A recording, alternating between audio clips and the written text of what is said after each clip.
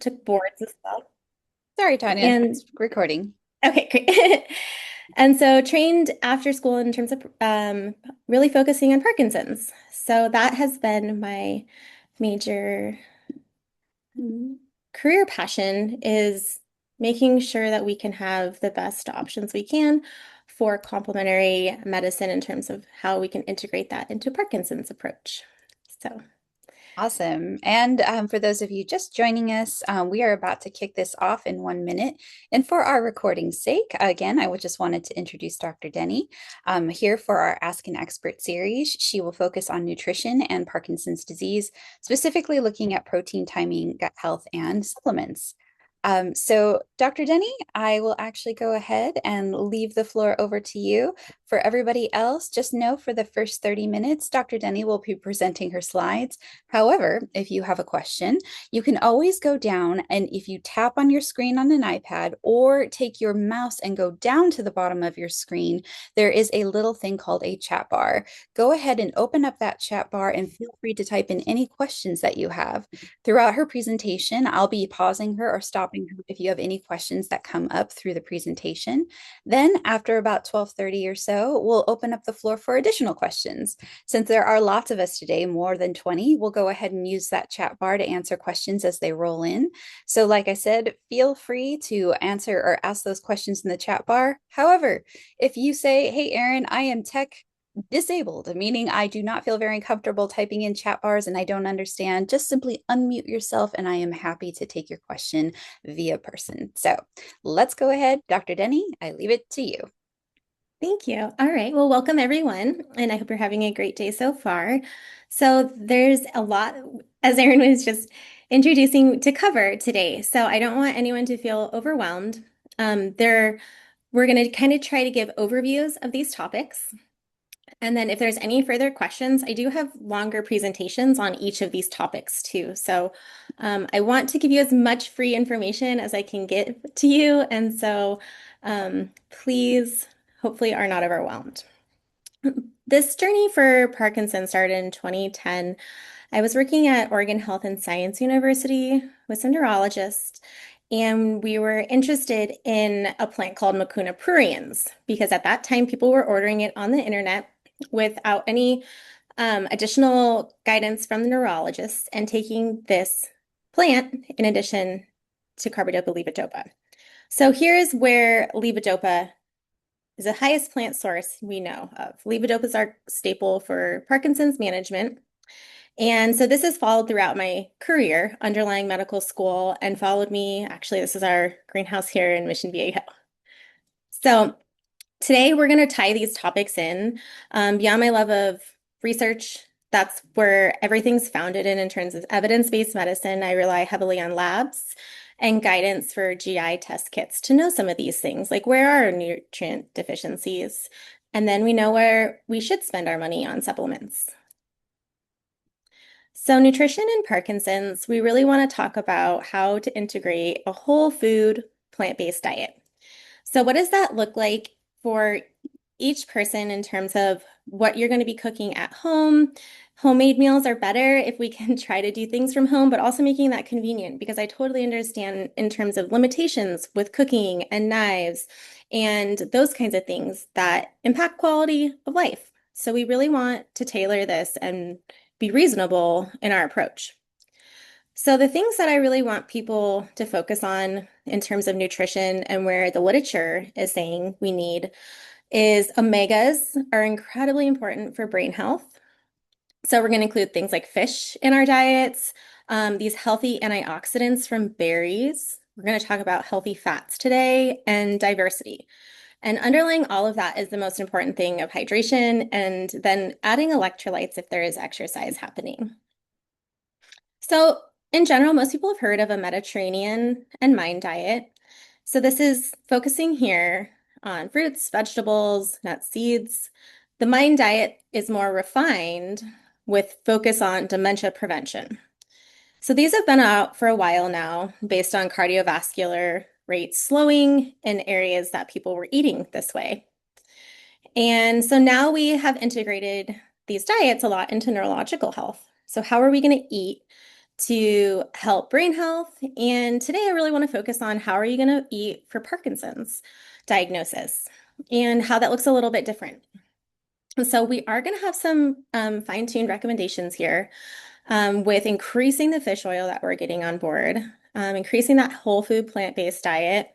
Removing dairy is actually one of the things that has been shown to have the biggest tie to fastest progression is the more dairy consumption a person has. So we think that dairy has some underpinnings in inflammatory processes. Red meat can be inflammatory, as well as things like pork and packaged meats and lunch meats have a lot of additives. So we just want to have conversations around where we're getting our food. Sometimes gluten can be an issue for people and these really refined grains. So we want to talk about ultra processed foods. So clinically, how I approach each person's case is understanding where they're getting most of their nutrition sources and focusing that really on dopamine synthesis. So if we're trying to keep more dopamine around, then we should be really integrating foods that are going to help create more of this neurotransmitter. So things in our diet that we can eat that are rich sources of these things are we're going to talk about today. And this graph is fantastic to come back to. And some of these are the things that we focus on in supplementation. So there's a lot of overlap here with foods and then the supplements and deficiencies we talk about in people. Lycopene and things like tyrosine are really good sources to help make tyrosine to levodopa. So things like pico de gallo with beans in it. Beans are a really good source of fiber, of protein. They keep you full longer. There's this really interesting thing called the lentil effect, where if you eat beans for dinner, then the next morning your glucose spike is actually less severe than it would be if you hadn't eaten beans. So it's showing that it's able to regulate glucose metabolism even after like 12 hours, which is really, really important for neurocognitive health and things like that when we're sleeping. So tyrosines are a great amino acid, things we can get in the diet. It's essential, so that means we can't make it. We need to onboard it from the diet. And legumes, so black beans, lentils, pumpkin seeds are a really nice source as well. They have B6 in them, which again, here you see B6 helping convert levodopa to dopamine. So food sources of these things. We just want to go back to the basics when we're talking about eating for vitality. So what does that look like? How can we really focus on intuitive eating, knowing when we're full, knowing when we're hungry, and what foods are sitting well with us, what foods are energizing our bodies, because it's not going to be the same for everybody. And that's kind of where a lot of these tests come in, but they can be expensive and cost limiting. So what we do is just remove ultra processed foods, one thing that's really important. So most things that come in bags or plastic or things like that, multiple ingredients that have additives, as little as we can of those foods. We do want to limit exposure. So we're talking about like Dr. Oken is a very big advocate and Dr. Dorsey of environmental medicine, which is a huge underpinning, obviously, in naturopathic medicine. So that's something I talk with people about is, where are we getting contamination sources from the environment? How's our water? Do we have filtered water in our home? Things like our shower. Sometimes we don't necessarily think about filtering. That can be something to lessen exposure if we have an area where we live where we know our water may be exposed. Or if we live on a well water is actually also on the list of things that are potentially exposure sources. The Dirty Dozen and Clean 15 is a nice plug here for, okay, Dr. Denny, you told me to eat all these foods. They're incredibly expensive. If I buy all organic, I'm going to break the bank. So just really focusing on the ones that are the most chemical burden. And unfortunately, things like strawberries are really high on that list. So the Clean 15 are the ones that have less chemical exposure. So if you are on a huge budget, these are the ones that you can kind of get away with not sourcing organically. When we talk about meal hygiene, we just want to think about eating meals together. things that can aid digestion, even things like playing music in the background if you're alone, and a small stroll after meals helps mobilize blood sugar. Even if you're going for 5 minutes, a walk around your neighborhood, a walk around your house, your backyard, you really want to get that glucose that you just ate mobilized. And that's also going to increase the oxygen to your brain. A lot of times we have constipation underpinning a Parkinson's diagnosis, even 20, 30 years before diagnosis. So I really like people to try to find ways to incorporate fiber in their diet. You can drink Metamucil and some of these things that we have over the counter, but fiber in the diet is the best way to get there. We want to start slow and increase it. Fiber can cause gas and bloating. If you go from eating no fiber to a bunch of fiber, it's actually what's providing the food for our microbiome and these short chain fatty acids that are really important for gut health. So when we talk about gut health, these are the short chain fatty acids are the food source for the colonocytes, so our colon cells. And a lot of those things we talk about how Parkinson's is a gut-brain um, diagnosis in terms of its ability to potentially start in the gut and then move to the brain, or vice versa, even. So we're really trying to optimize gut health. And we can, depending on who and what we're trying to do, that can look different. But pretty much food sources are chia seeds are fantastic. Apples, avocado, and a kiwi a day can really help people get moving. And we were talking about legumes. So this is like a smoothie I put with flaxseed and hemp seed and things like that. And then back to the Dr. Denny? original. Mhm. Oh, sorry. There was a question that came up, and thanks, Yeah. Terry, for asking. She said ACV and lemon juice was mentioned in the last slide. I think it was 2 slides ago. Yeah, But apple cider vinegar. There we go. apple cider vinegar, yes, and lemon juice was mentioned, but you kind of you didn't really go into it. Can Dr. Denny talk about it?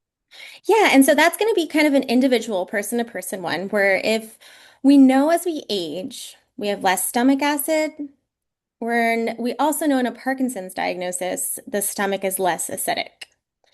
So things like apple cider vinegar and lemon water can help the stomach be more acidic. And that helps our medications like levodopa and dopamine, levodopa carbidopa, so Cinemet, actually be more efficacious, so work better in the acid environment. So that's and the digestive enzymes too. So these are things that depending on the person, those they can, start with one maybe and then onboard them over time. But these are really cheap, at home, inexpensive routines that we can try to build into. Yeah, great That's question. awesome. Yeah. Yeah, thanks, Terry. In terms of omegas, we're going back to that fish oil. We really want to get these fatty fishes. Our brain is our phospholipid bilayer, so it's all fat. We know in Parkinson's, there's anti-inflammatory processes that have gone awry. And fish oil is a great way to bring down inflammation. And it's really hard to eat that much fish. So fish oil is one of the top supplements that I often use with people. It's really important for mood, depression, sleep, and here we go, even dopamine synthesis. Um, so I find that really interesting actually, because I don't usually think about omegas as needing to make dopamine, but we do need all of these intricate little cofactors to be provided, hopefully in diet or supplementation, for optimal processes. So we're just Oh, trying to optimize here as best as we can. And things that we can get from diet. So these dark yellow pigments or carotenoids, which is like a nice source of vitamin A. The squash is really inexpensive food as well. And then drizzling it with olive oil and coconut oil and just popping that in the oven. I like to add cilantro and turmeric and a little bit of cayenne. Getting those really good anti-inflammatory spices as well. Sprinkle with just some hemp seeds. That also adds even more omegas as well. And then 350, so a nice kind of not too high. Interestingly enough, you can check this on blood work. So omega-3 is measurable, and you can run that and optimize to above an 8 if so possible. Dr. Denny, just quick question, because Yeah. now I'm fascinated too. Trust me, I live with a Texan. He only eats meat and potatoes. It's hard to get him to eat any fish. And I know for all of you out there, I've had several of you come and say, "Oh, fish." So, question, I notice all of these amazing nutrients that you're listing, but everything that you're looking at, the cooking tips, the squash, the folate, all of that also contains omega-3 fatty acids, or are you giving us the whole rundown of a variety of different things? So the squash doesn't necessarily have the the omega-3s in them, but we're adding that to make this like a source of those things. And then the B9s and the B12. So how do you make a meal and then add the omegas and then have access to some of these B12, B6, B9 that we need in the synthesis of dopamine here? So Got it. yeah. I think the main question was like, basically, I'm going to get a lot of people who say, I don't eat fish. And Yeah. then us going like, well, how do we add our omega Yeah. 3s? So that's like the next slide. Yeah. Oh, well, apparently I'm a great, what's it Yeah. called? You're Into the like, next one. I need to know how to the next step in this, which is There true you go. because people have a really hard time and it's a lot of work to cook that much every night too. And also just, fish it can smell too. So then you're like, okay, how often do you want your house to just smell like fish? But that's why like in the last slide, I make a big batch and then I'll put one of those in the freezer and then have a batch that I eat off of the week. So I'm pretty even as a person of one, because my husband works in Alaska often, I would cook in large batches because it saves time. And then just having a proper storage, a freezer source as well is a great way to save money. But exactly, it's really hard, and it's really hard to get the omegas to budge clinically on those lab values that we're actually trying to get to. So the way to essentially I've found that it works is two capsules of this Nordic Naturals, which does a great job of checking for mercury and contamination. And it doesn't smell like fish oil. You don't have the fish oil burps, which a lot of products you actually have. Um, and this has the highest EPA to DHA of any product I've been able to find on the market. So it's obviously a little bit pricier, but you don't have to take 6 capsules. You only have to take two. And if you're really trying to boost, or if you have something like dyskinesia or something we're trying to really focus on an omega-3 treatment with, you can double up potentially morning and then night. So bringing on more fish oil. And then we're talking about coconut oil is a fantastic source of mean chain triglycerides. A lot of people will add a little bit to their coffee or tea in the morning, a little bit in cooking products. It's a heat stable cook point, so you can really get it to a nice high heat. So, and then again, we're talking about these fish sources here of the omegas, where we're really focusing on these fatty foods. Nuts do have omegas and avocado as well. So, but mostly animal products in terms of fish that were. So, fish oil is pretty much a really helpful go-to. Gut health, again, we're just talking about the things that can really contribute. This is going to change per person, but they're things I think about. So we're talking about constipation. Leaky gut is a really popular word, dysbiosis, and we talked a little bit about these short chain fatty acids, and we need fiber to fuel them and provide the food for these healthy bacteria. And then just screening for things that can be in the gut that we don't want there, like H. pylori is a bacteria that is actually the leading cause of gastric cancer. It's unfortunately more common in a Parkinson's diagnosis-y gut. So something to potentially screen about, asking your primary care provider or even advocating for yourself. It's just something that now there's a lot more research around gastric cancer and the statistics coming out. So that is something that you can very easily advocate for yourself because it's mainstream now in terms of the literature being posted publicly. Magnesium is a staple. A lot of people are really deficient in magnesium. Magnesium has many forms. It's a lot. We could have a whole presentation. But really the takeaway here is if we're looking for constipation, which is usually the first thing with people that we're trying to avoid or help, is using magnesium citrate. The other one I really like in this brand too is the glycinate, which helps people sleep at night because it has the malate, which is helpful for muscles. So at night, a lot of people aren't sleeping well because you're having potentially restless legs and things like that. And magnesium can be helpful because we need magnesium for muscles to be calm and then, how do we know what we know in terms of gut health? So, if we are really curious, people can check the GI map and look at these gut markers very specifically. We can see the breakdown of all these gut markers, and now we have literature saying, hey, in Parkinson's, these five bacteria are commonly high, or these five are commonly low. So we've been able to identify now, and we talk about that at like the Movement Disorder Society conferences that are international with the neurologists. So we're there now in medicine and are able to be able to really focus these GI panels. So this is a case I've been working with a patient on before left, after on the right. And this is like a publishable case. It's so remarkable because we're removing parasites. You can see here, dientamoeba is much more reduced. GI markers we talk about that can be inflamed, our gut health markers. So this is just our immune response showing high immune activation. And then over here, able to calm down that immune response. Calprotectin we talk about as a stool marker also for inflammation. So able to show here to calming down this calprotectin, which is an inflammatory marker in our bowels. So we're able to see on the left too, when we talk about Parkinson's, we often talk about neuroinflammation. We talk about the blood-brain barrier and the gut dysbiosis. So very specifically, what that actually means is honestly, we're concerned that these bacteria here are perpetuating an inflammatory process. The LPS stands for lipopolysaccharide, which is this toxin that's produced by these gram-negative bacteria that can live in the gut or we're exposed to. It's very common, in terms of what I see in even average patient populations with non-Parkinson's diagnoses.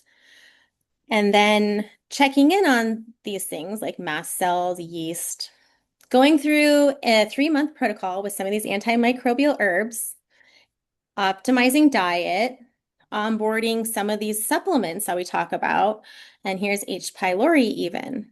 And these results are fantastic. We're able to then show we're removing parasites, we're removing these gram-negative blood-brain barrier crossing bacteria, and we're removing yeast, fungi that is stealing nutrients. A lot of people like, yeah, I'm supplementing all these things, but I don't even feel better. Well, fortunately, a lot of these bugs are opportunistic and will grab those nutrients before our own cells have access to them. So when we get rid of some of these infections or pathogens in the gut, we can then have better access. So part of our nonprofit's goal is to try to help people get access to these kits. They're like $400+. So in the works, but email his email address and we'll are hoping to have follow up on that. Dr. Denny, I have a Mhm. question. Yes. So, I mean, first of all, that study is fascinating. Was this done by you? Yeah, this is one of my patients.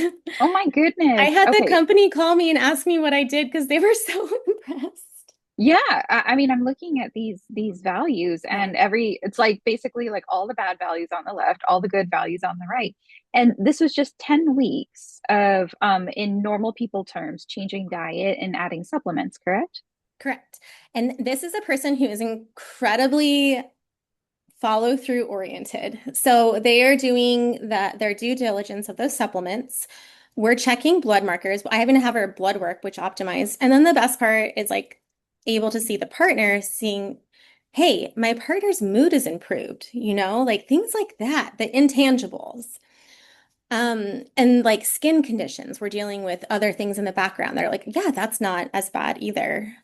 So this is just like the things on paper that you're like, wow, this is really changing like the potential for neurocognitive inflammation for the rest of. So yeah, it's really exciting. That's it. That is exciting. And for those of you who were able to join us for our last Mid-Stride conference, where we had Dr. Morankova present on skin disorders in Parkinson's, a lot of it had to do with inflammation of the skin barrier, including all sorts of rash-based types of conditions. So I'm looking at this, and you're basically saying, well, if you're reducing all of your bacterial lining in the gut, that the skin conditions could possibly be a beneficial side effect. Wonderful news. Things that we didn't even consider. So thank you so much for sharing these. You're welcome. Yeah, I have another case that's it's beautiful. He's aging on reverse and paper. And the wife told me his psoriasis looks better than it has since they were married, and they're married 50 years.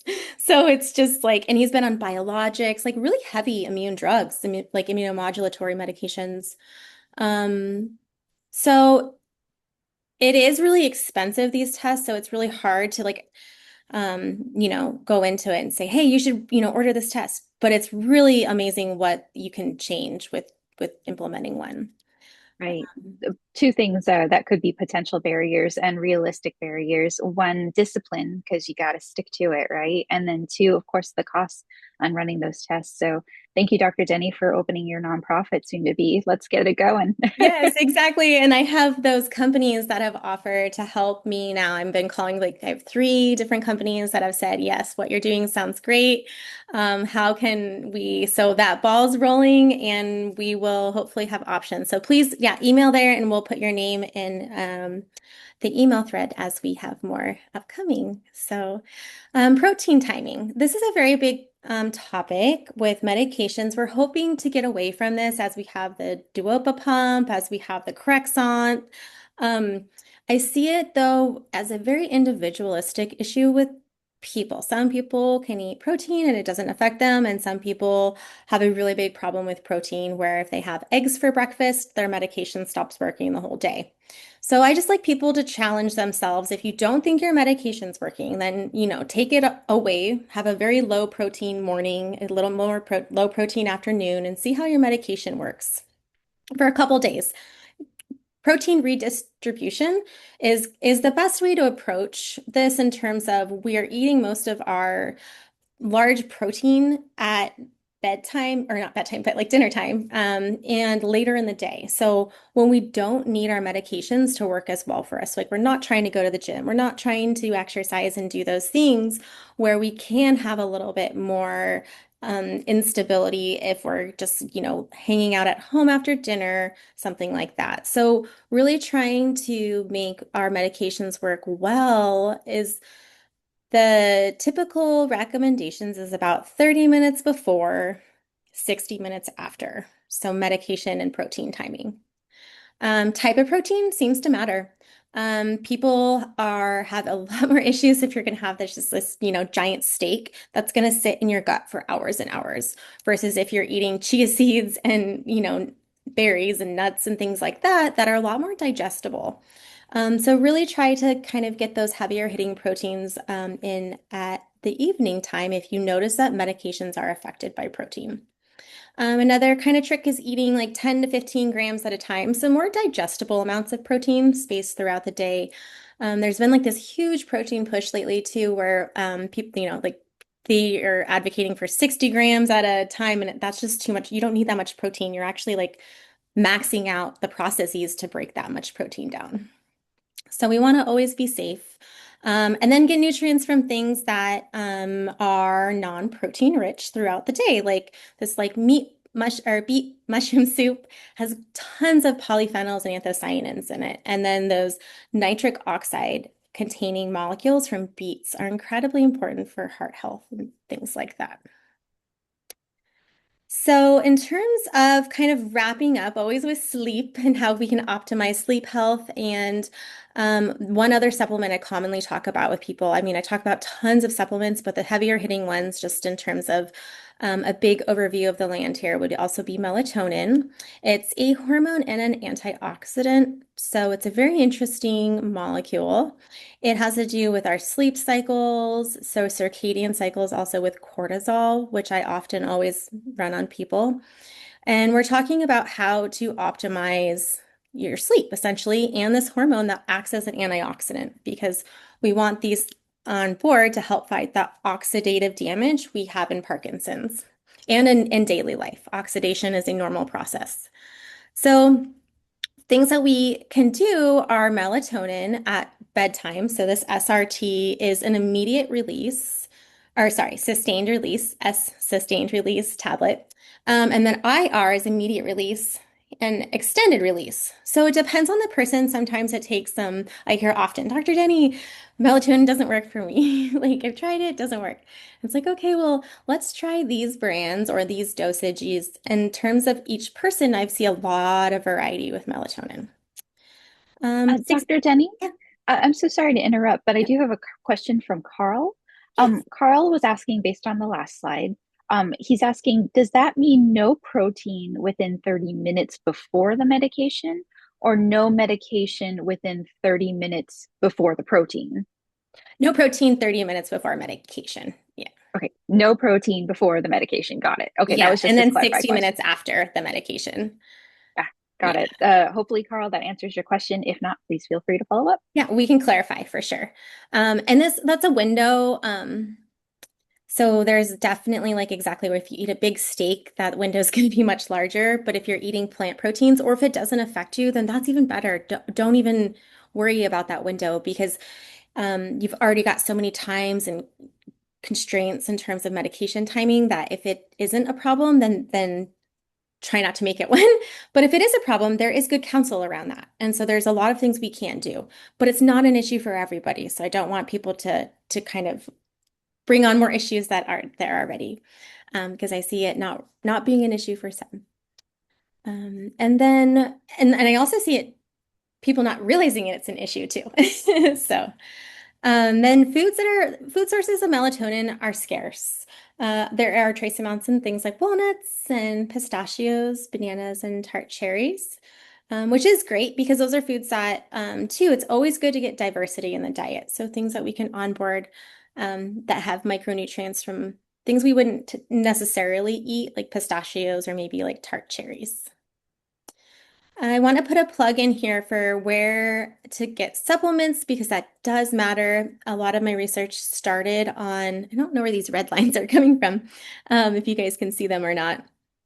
But the research started with doing quality control on some of the top products that were available, and unfortunately showing between 6 and 137% of label claims. So these were just Amazon supplements. And that's what really fueled my passion for being so oriented in terms of quality, sourcing. And we don't want people to waste their money, or time or expose yourself to more contamination if we already are concerned there's been environmental exposure. So supplements that I use are on Fullscript. I do have them linked on like my website. Some of the ones that you did see today are available on Amazon and things like that. So the brands that I trust were available there. And then please do follow up with this. We're also going to be working on grants for scholarship appointments as well. I operate in cash pay. Unfortunately, naturopathic medicine isn't covered in California. So that's where I reside with my practice, but I really am passionate about getting access for everybody. So to be continued, if you cannot afford cash pay prices, please also reach out here. And so we're always working on how to reach everyone. Next week, I'll be presenting in person at the Murray Senior Center if you're interested in coming and hearing things in person. So, but thank you so much for your time, and please let me know what questions you have. Awesome. So, I mean, first of all, Dr. Denny, thank you so much for giving us the presentation on your slides. Fascinating stuff, and even more fascinating, some of the results that you're sharing with us. I know that even for me, some of the print is a little small, so I know a lot of you already have the question of like, what was that supplement? Where can I get it? So, just so you know, this presentation will be shared on our YouTube channel, and I will also follow up with Dr. Denny and get a list of those supplements so that you have them and that you can definitely seek, further follow up if you'd like. At this point, I invite anybody to go ahead and write your questions into the chat bar. So please feel free to ask away. And like I said, if you are chat disabled, which is fine, you can always unmute yourself and feel free to pipe in as well. Not a problem. So go ahead and type those questions in. And while we are letting people go ahead and type those questions in, Dr. Denny, I know I had a bunch of questions on a lot of these slides. Yeah. Thank you so much. Yeah. Um, okay, so my question is for all of the, I mean, I love that you went into detail on the protein. Remember how you were showing us this slide and you said adding more acidic, say Mhm. base drinks, apple cider vinegar, lemon water, was a way to add stomach acid back in, especially in the PD patient where we tend to miss that. Would that maybe help break down some of the proteins? Meaning that if somebody was saying having just, fruit or nut-based proteins and still having trouble, could adding lemon water or apple cider vinegar help with that process? Yeah, exactly. And we want to also be careful because apple cider vinegar or lemon water can aggravate GERD if anybody has an underlying GERD. So I'm always kind of a little bit like, hey, first, do no harm in terms of screening for if you already are having burning sensations or a hiatal hernia or things where you're having stomach acid traveling up into the esophagus, like do not add more acid without under the guidance of a physician. These things you want to like really kind of work up, but that can help because we want the stomach to be really acidic. The other interesting thing is that you'll tie this in because um, acid is what helps break down stuff. It's going to help those nutrients break down. It's also what's killing those bugs that we see in the gut. That acidic environment is our first barrier to those parasites, to those bacteria. And if we know that as we age, we're having a less acidic gut, there's a little, adding some of those things naturally back in. In terms of plug for H. pylori testing as well, I mentioned that bug, it can change the stomach acidity. So if we know that there's even some H. pylori in the gut and you have a Parkinson's diagnosis, then we're even up more in terms of the stomach is less acidic in terms of, and I want to define that as like a pH scale because it can get confusing when you say more and less acidic in terms of pH. So less acidic is down in like the 0 to 7, and then alkaline is that higher number. So when we say we want the stomach to be more acidic, we want a lower number in pH. That makes sense. Yeah. And speaking about all of these different questions, actually, there's some great ones that came in. Maureen was asking, can you get enough dopamine by eating blueberries? By the way, Um, Maureen, I love blueberries, so I'm there with you. in terms of dopamine from blueberries, like joy wise, or um, um, in terms of the rationale, like blueberries do not have like the precursors to completely make dopamine, but I would say if you love blueberries, you're going to create dopamine by being joyful while eating them. Um, and they're incredibly rich in polyphenols. So polyphenols are the like one of the master regulators for when we talk about glucose and blood sugars and like hype around GLP-1s is actually all based off the chemistry of polyphenols and which are those things we talk about in berries that are so good. So they're incredibly important. Eating them organic is really important as well. Frozen is where I found them to be more affordable. And usually they're frozen in flash peakness, so they're still fresh and full of their nutrients. Awesome. So, Maureen, basically, it doesn't hurt. Keep eating the blueberries. This next question actually is something I get so often from our members. It comes from Teresa Hancock. She says, I'm having trouble with consuming enough calories. I hear you, Teresa. It's a really common issue, especially if no dairy is involved. Yes, So, Dr. Denny, you're telling us to take out dairy and our steaks and everything that we like love that's super high calorie. What do we do? exactly. So there's a great company called Cape Farms is one source, and it's covered by insurance if it works for you. It's like Medicare, Medicaid, like Blue Cross Blue Shield. It's organic. They are liquid protein sources that are organic. I'm gonna purchase them for my new baby as soon as she's able and to, turn one. They're a pretty cost-effective organic source of a higher protein content. So that's kind of where you're onboarding calories. They're 500 calories a drink. So they're the highest amount of calories I can find in any kind of supplement drink, and they only have 20 grams of protein. So usually if you're going to find something like that in a market, you're going to see something like 200 calories and like 40 grams of protein. So like the average consumer, it's a flip-flop. But in a Parkinson's condition, we're trying to onboard calories, but still maintain protein homeostasis, where we're not getting too much protein and flooding the system, and then medications aren't working. So the Kate Farms brand has been something I use with people. I've seen people who it does block their medications, but that's rare. Most people can have, yeah, Kate Farms. Yeah. Kate. And no affiliations, but so far they seem to be doing a good job. But and then covered by insurance too. It's always important where people can save money. So you can use your insurance, and then even I think Medicare covers it completely. So, and they're much better than like a Pediasure. Yeah, I can get the link. I'll put it. I'll look. I usually, Awesome. yeah. Yeah, I was just going to say, Dr. Denny, you've got lots of people wanting all of your links and all of your tips and hints right here. And just so you know, everybody, I think what I'll do is when we do post Dr. Denny's recording on our YouTube, I will also include some of the wonderful links she's referring to. So never fear, Terry. Perfect.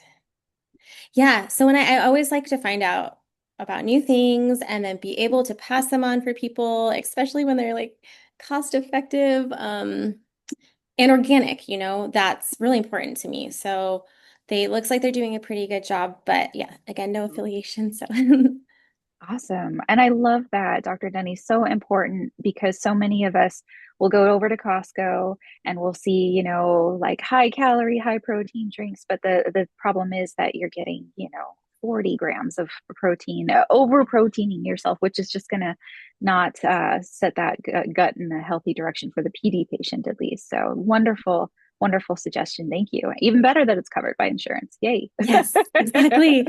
When I found out the insurance coverage, I was like sending the link to everybody, hey, check this out. Yeah. And you know what? I got a question from Val. Hi, Val. Nice to see you, my dear. And this is really interesting because Val is asking a question on behalf of all of my members who are on subcutaneous pumps, right? So we've got Vyalev and not subcutaneous, but Duopa. We've got the stomach pump. Val asks, is protein input an issue for those taking pill versions of carbidopa levodopa? And not for those taking the subcutaneous version, such as Violev. Yeah, that's the theory. That's kind of what is supposed in a dream world. The Vyalev pumps were supposed to bypass the protein issue. Right. In the clinical world where I see patients, it for the most part is true. I do see protein interacting though. Um, and it makes sense to me molecularly because we have protein channels also in our brain. So you're bypassing first pass metabolism of like the liver and the gut, but we still have protein channels on the brain. So I think that it's really a lot better. I see huge improvements for people, but there's still clinically, is always a little bit different when we start seeing that in practice. But Right, right. So it's kind of like want want Val, like you can't eat your steak and also drink a tall glass of milk. Like I think we still have to stick to the Mayan diets and the Mediterranean diets because basically what you're saying is well balanced meals, regardless of the Vyalev pump, is still going to help the Parkinson's brain better than say, even if you are say on a subcutaneous pump. yeah, for sure. It gives you more access to eating than at the 30, the window. But if we can eat for longevity, for sure, it's gonna behoove us. Got it. Got it. And Val actually had another question. She said, I noticed apples were on the dirty foods. but they were also on the suggested food or the clean. I think that was the Dirty Dozen and the Clean 15 side by side. And so, or maybe it was on the first slide or second slide after that. So she was just wondering, is there certain types of apples maybe, or are they also a Dirty Dozen, but a good one? Like what do apples mean for the Parkinson's Yeah, diet? apples are number 5 on the list. So apples, and I'm from like up in Oregon and Washington. That's pretty big. So there's a lot of chemicals that are used to spray on apples, unfortunately, and there are definitely I feel like the red delicious is going to be like the most chemically oriented. People have so many issues with eating those apples. I've seen like firsthand experiences with that. But I feel like that was like the first apple that was like commercialized and like spread all over the world where so if you can, of course, buying organic apples is going to be best. And then even not just even the red delicious kind of apples. I would avoid that species. And I really go with like Gala, Honeycrisp or some of the other ones. Um, Definitely organic. And then you want to also double wash your vegetables if you have time, but most pesticides and herbicides are not just like fat soluble, they're also like water soluble. So you need to use both a bipolar and a hydro, like a wash to get the fats and the chemical residue off. So you do like a vinegar and then a soap. So soap is able to get those fat soluble molecules that are chemically oriented off, and then you can do vinegar water. And so you just spray a little vinegar water. I have a spray bottle that has some rosemary from some lemon from my lemon tree, and I just spray things, wash them off in a little bit of the like organic Myers soap. Even when I get home from the grocery store, I'll just get the biggest tub I have and put everything in the tub, soap it up together, and then do the other side vinegar, and then everything's clean. So in an ideal world, that's what I like to do first. Even my like I only buy organic stuff, but yeah, making sure it's still really well washed, even though it's organic. Awesome. And hey, if you're like me and you have like no time and no sense, because I'll admit it, I'm not like I'm running from the grocery store, I'm running in from Costco, I'm throwing things in. Some of the hacks I've learned, a salad spinner, if you have it, a grater, sorry, like just a regular drain. Like all of these above, like just toss them in. My favorite is the salad spinner, and it's so silly because you can quite literally like toss in water, toss in baking soda or vinegar, and then you just toss it in, and then you're like spin, spin, spin. Okay, I'm done. That's perfect. There you go. I love that Right? one. It's my hack. I'm just sharing it with you all. But regardless, colanders work great, and Yeah. yeah, definitely. I'm just saying, Dr. Denny, are there actual products? I mean, we're going one step lazier, but because you know me, are there actual fruit wash or vegetable wash products Yeah. that are already pre-prepared that we can just dump in if we don't want to do the whole let mixing ourselves? Yeah, there are. And I was like all excited because I was like, oh, look at this. And then I read the label and I was like, never mind. Oh Um, gosh. so personally, I haven't found one that I was like, I think I'm adding more chemicals now. In addition, marketing, you've always got to, they suck us in with marketing. So just kind of reading the back of the label. So, um, that was my experience with what, but I haven't done a whole, consumer check out to see what's available. So there would hopefully be some better products than the one I saw at Trader Joe's was where I saw it. But I was I did excited. too. I saw a fruit wash at Trader Joe's. Was very excited. I did not purchase it because I was a little wary, but I was just wondering if that was a good one or if anything you knew was good. Yeah, and I would assume they'll start kind of making it. I think yeah, one of the events I brought like spray bottles with lemon and rosemary, and making those. But yeah, again, exactly. Everything takes time. So even like baking soda is great. So that's like really cheap too. Baking soda is very cost effective. White distilled vinegar, very cost effective. Um, and then you can just, buy your own spray bottle maybe. So I'm always trying to add less chemicals, and convenience. I get that. I completely do, but Um, at least at that time, I was not impressed. It went back on the shelf. And just as a suggestion, how many parts to water? For example, one Yeah, cup dilution is vinegar, one, important. yeah, Exactly. You don't want to be spraying or dumping it in just pure vinegar. So a dilution, like a quarter like cup per gallons of water would be. So I make big kind of and then put it in spray bottles. So dilution for sure. And like a tablespoon of baking soda per colander of water kind of thing, a couple, heats. perfect, awesome, and super cheap, by the way. So awesome, all of the above. Love it. And we still have time for a few more questions.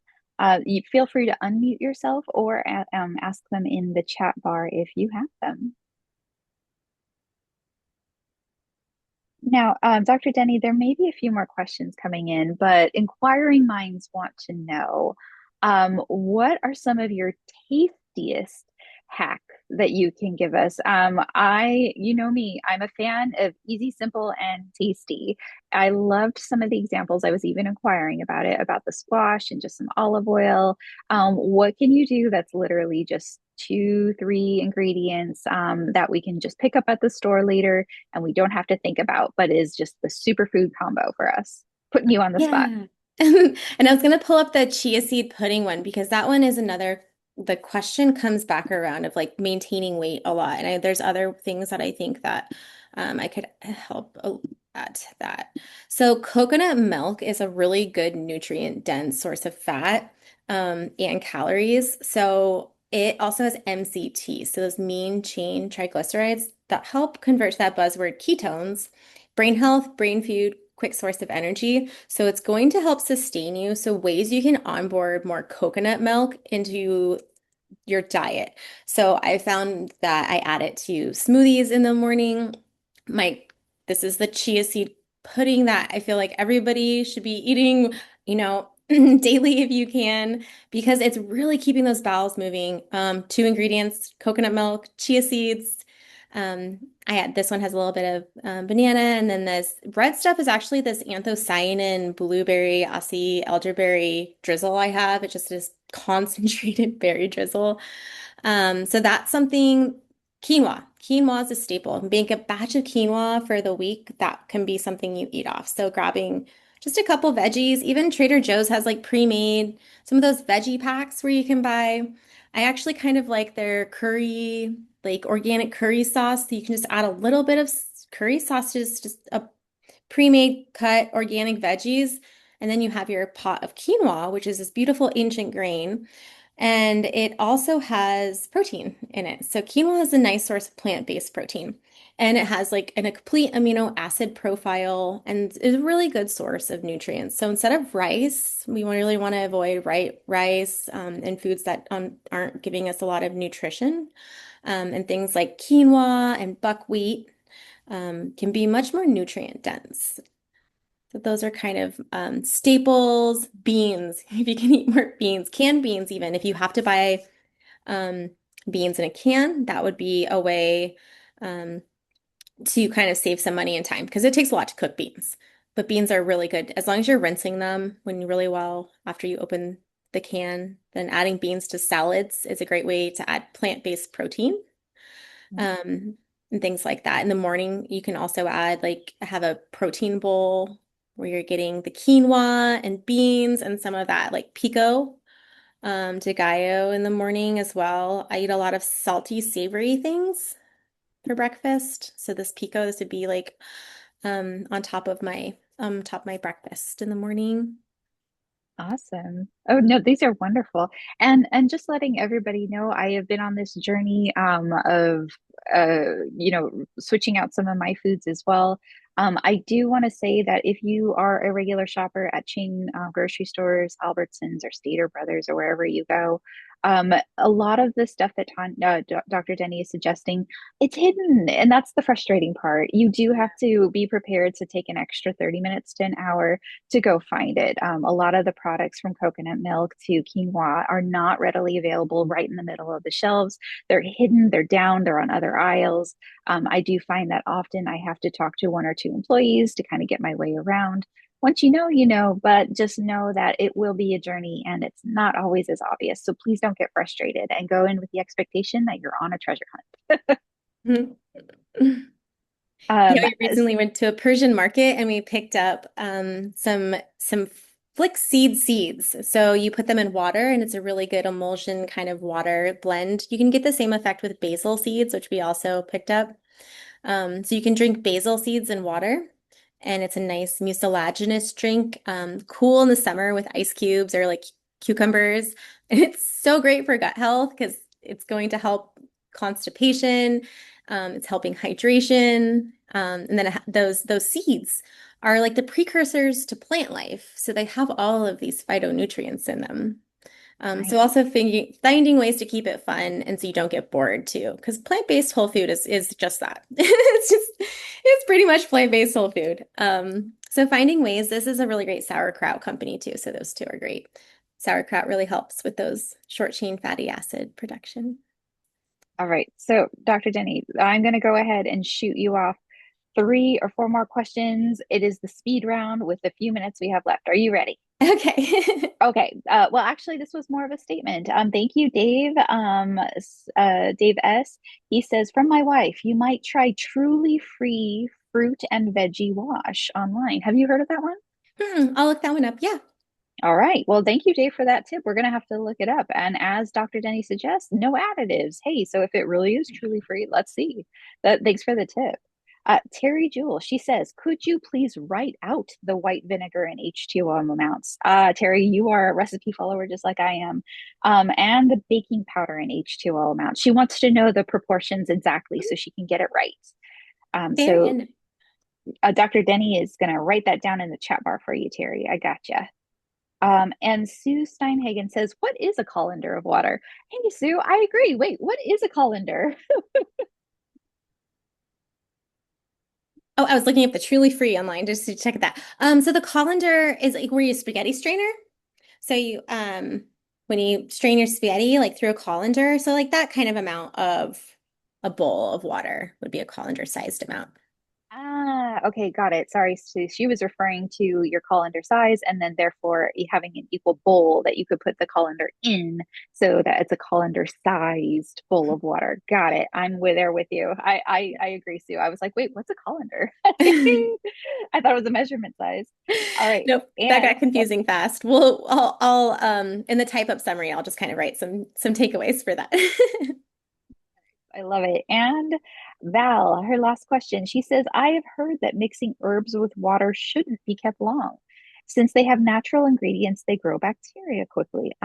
How long is lemon rosemary wash good for? Do I make it fresh each time? Well, the difference in that is that it's in vinegar. So it has, we do elixirs and you either are going to extract things with alcohol, water, or vinegar. So they have different exactly shelf lives. Oh, or honey. Honey is a very stable one as well. Um, I've had this one on my shelf for over a year. But before I made it, I washed like the rosemary. I didn't put it like straight from the garden in. I rinsed it a little bit so it didn't have tons of microbes from the environment on it. But yeah, like every 6 months would be something. Perfect. All right. Well, like Dr. Denny said, she will do a write up. So never worries, Terry. I'm getting you those proportions spaced out so you can get your baking soda or your vinegar mixes right. And yeah, oh, thank you. And Dave S has that link truly.free.com. Yay. Thanks, Dave. We There we appreciate go. I that. was trying to look it up and I saw they have a whole product line. Yeah, there we go. Perfect. And Dr. Denny says 1 teaspoon in 1 gallon of water for a baking soda. Got it. We love it. All right, guys. And a quarter cup of vinegar and 1 gallon of water for the vinegar mix. We also love it. Thank you, Dr. Denny. You're welcome. Um, Unfortunately, we are at 1 o'clock. Dr. Denny, do you want to make sure that you can just type in your contact in that chat bar one last time? Of course, it's in the slides.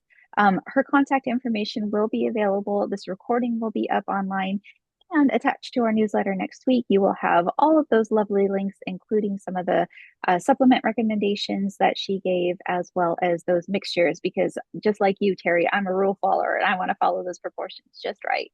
So, Dr. Denny, is there any last words? Yeah, thank you guys so much for having me here today and speaking with you.